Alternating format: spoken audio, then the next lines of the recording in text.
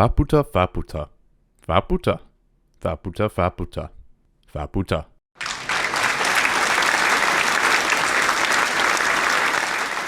So yeah, this is the episode where Faputa is introduced. And it is a fantastic episode. But we'll get into that soon. As for me, you all know me as the Professor Z, and today we're going to dive into Made in Abyss Season 2, Episode 4, titled Friend. We start off with Reg facing down Faputa and her robot. Whispering, "My goal has arrived," Faputa vanishes behind the robot and suddenly appears behind Reg, pinning him to the ground. Reg quickly realizes that Faputa, when it comes to her physiology, is very similar to Nanachi. Faputa meanwhile examines Reg's severed arm and asks him what happened. Faputa says Reg's name, which triggers Reg's lost memories as fuzzy images of Faputa race through his mind. It's clear that Faputa and Reg once knew each other, but before the topic can be addressed further, Faputa is frightened by the Narahede of the village. Clearly, she doesn't like them as they like her. Faputa then grabs Reg and hightails it out of there. As Faputa leaves, we get a few words from Fueko, addressing Faputa as a being born of a longing too fragile and too deep. We then cut to Nanachi, as she is unsuccessful in contacting Reg via their comms, most likely due to Reg exiting the village. Mage then chimes in, reminding Nanachi that in order to buy what she seeks, that she'll have to change her value into money. Nanachi doesn't know how she's going to go about doing that though. Nanachi decides to ask Mage more about how values are determined. Mage explains that the town can see signals within the very soul that tell the truth as to what the value of an item is to a person. Nanachi asks about people who believe their own lies. How does the village handle that? Well, Mage says that if someone can so thoroughly lie to oneself that their lie would become their own truth. Mage then asks about Nanachi's value. After a little thought, Nanachi tells Mage that Midi, as well as Riko and Reg, are her only value. Nothing else really matters. Mage then begins the rant about he wants it too, and is surprised that Nanachi knows about them, since Bailiff of the Three Sages has them. Well, isn't that a familiar name and title? And this is where the story being told differently matters. In the manga, we wouldn't learn the significance of that name and title until way later, but in the anime, we already know. Honestly, it creates a different viewing experience altogether. While manga readers were like, "Who's that?" anime watchers already know who they are and are wondering what happened to them. I think that it creates a really cool change in the story, but you'll have to let me know what you all think down below. Mage then continues with, "The warm mass of curse the masked man left behind." I'll give you 3 guesses to who the masked man is. Nanachi has already realized this though, and presses Mage for more information. Mage also mentions that the Three Sages made this village, which is a mystery for another time. We then cut back to Faputa and Reg, as Faputa constructs some sort of stone structure, one amongst many similar stone structures. Faputa then asks if Reg had also forgotten about this place, which Reg doesn't really know how to respond to, instead asking what kind of relationship they had previously had, since Reg can tell that they've met before, but he doesn't know much more than that. He then explains that he had lost his memories from that time, which Faputa finds suspicious, and decides to test Reg to see if what he says is true. And by test, I mean a full wardrobe and physical examination. Now, I can't say for certain, but I'm pretty sure you're not supposed to stab someone with your retractable claw finger in order to take blood. However, I haven't given blood in a while, so maybe this is just how the Red Cross is doing it nowadays. So yeah, Faputa shows off her strength and her body's transformative properties here by pinning Reg down in order to examine his belly button. After stabbing Reg open, Faputa says that Reg previously told her that he would bring his Haku, or highest value thing. She presses if it's Riko or Nanachi, while Reg has no idea what she's on about. Faputa then attempts to see Reg's third leg. Reg responds to this by kicking her away. Reg, having had enough, moves to leave, stating that Faputa shouldn't even know him by the name Reg, since Reg was the name that Riko gave him after he lost his memories. Faputa insists that Reg was always his name though, which raises various questions which we have no answers to.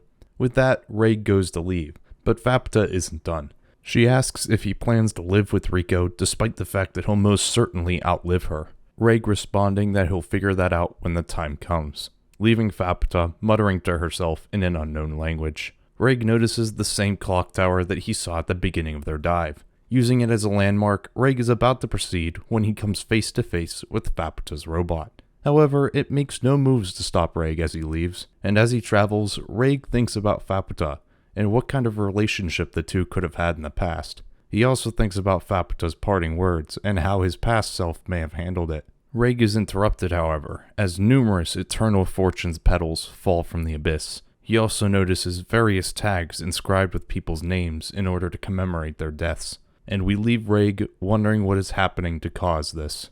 Now, for longtime viewers of the channel, you're probably aware that this is the end of chapter 42 of the manga, and thus the end of my coverage of the manga until I started back up at chapter 63. Fun fact though, I actually had a video for chapter 43 in the works and just never got around to finishing it. But now thanks to the anime, I can talk about chapter 43, which is where this section of the episode kicks off. And boy does it kick off at an awkward moment with Riko on the toilet. I have to give props to Konami Citrus, cause I didn't think they'd actually include this scene. But they did. So props, I guess? This toilet is quite unique, however, as it wipes for you, and it also eats bugs. How handy. In hopes of sharing this, Riko goes to look for Nanachi and Reg, and finds neither of them. Flashing back to the wisdom leader had given her, Riko goes to get some water. After getting a drink, Riko goes to see the innkeeper, in hopes that she might know where Reg and Nanachi had gone. Pointing her towards the door, Riko shouts over the balcony in hopes of getting one of theirs attention. However, all this does is bring the gazes of the Narahede towards her, and boy are they creepy. After hiding behind the wall and sniffing Manya for comfort, Riko returns to the inn. She leaves a note for Nanachi and Reg if either of them were to return, and proceeds back outside.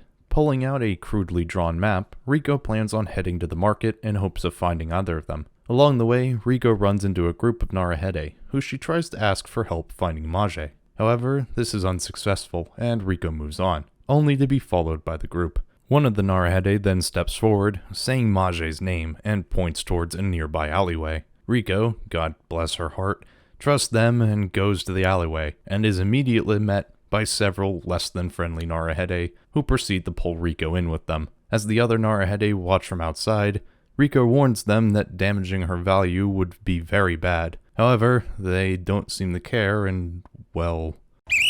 Right! Thankfully though, Ma steps in and with...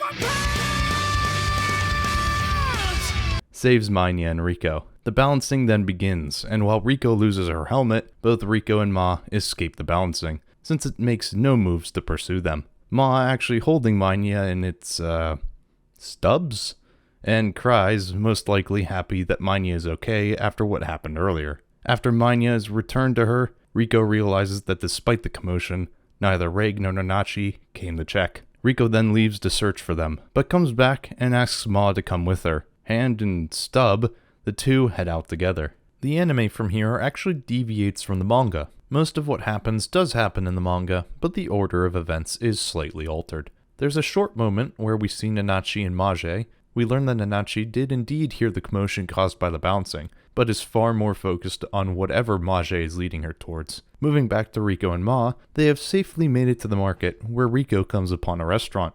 After remembering more teachings from Leader, Riko decides to sit down and eat. However, Riko has no idea how to order, so by using some basic deduction skills, she decides on something a Narahede with a similar mouth to her own is eating and orders that. What comes back is slightly different than what she expected. Luckily, after being given a utensil, Riko figures out how to eat what she was given. Though it is super spicy, Riko can't help but stuff her face.